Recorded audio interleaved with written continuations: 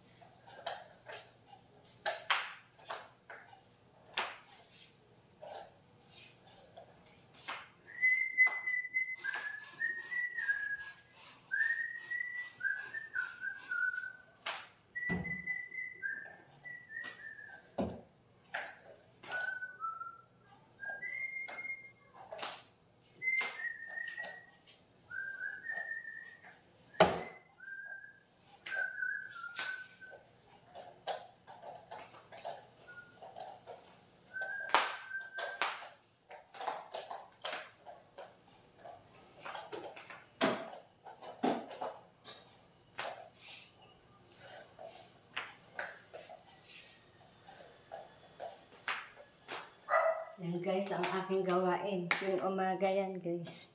Ganyan. Ganyan talaga. Kailangan tayong maglinis-linis araw-araw para hindi tayo mamaho.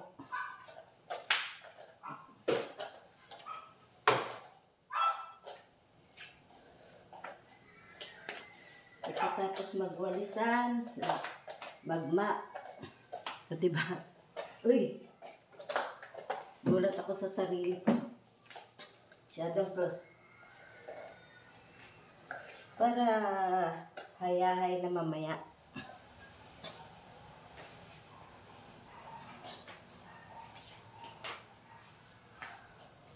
Mahirap din guys. Kaya kailangan lumaban tayo. Kahit mahirap. Dahil mas mahirap pag hindi tayo kakain. Wala tayong pambiling pagkain.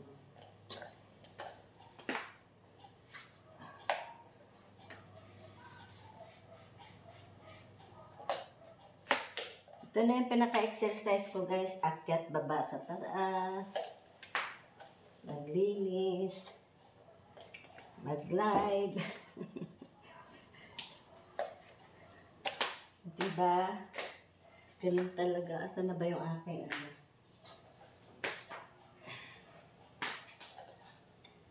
Ganyan talaga ang buhay.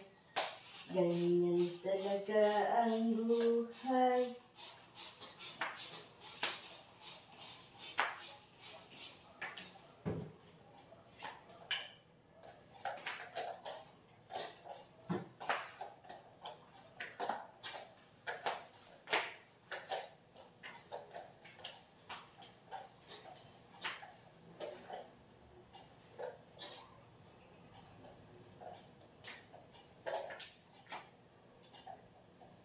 Lalo na dito sa gawin na ito, guys.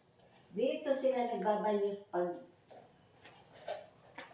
gabi. Pagbaba ko, andyan ang ihi, andyan ang dumi nila. Kaya kailangan talaga araw-araw maglinis dito para hindi mangamoy. Kasi pag may alagang aso dito sa loob, gabi kasi dito talaga sila sa loob, hindi pwede sa labas. Kasi para hindi mag-ingay, hindi kakahol-kahol. Kaya pinapasok ko sila dito sa loob. Hi! Diba guys? Para hindi mag-ingay ang aso, pinapasok ko dito sa loob. Kasi pag nasa labas sila, magkakakahol yan sila dahil sa lahat ng mga dumadaan kinakahulan nila, kaya pinapasok ko sila dito. So yun lang guys, tapos na akong nagmikos-mikos araw-araw naman yan, ganyan talaga ang buhay. Nag-aano ko ng pine sol para mabango ang loob ng bahay. So, that's it guys. Tapos na si Super Yaya, mag-aalmusal na. Tapos na ako. Yan lang naman guys. Simple-simple lang. Sa taas na lang mamaya pag umalis yung alaga ko. Yung kwarto niya naman. So, yan lang guys. Thank you for watching. Bye-bye. Good morning, good morning. Love you all. Mama, chup chup.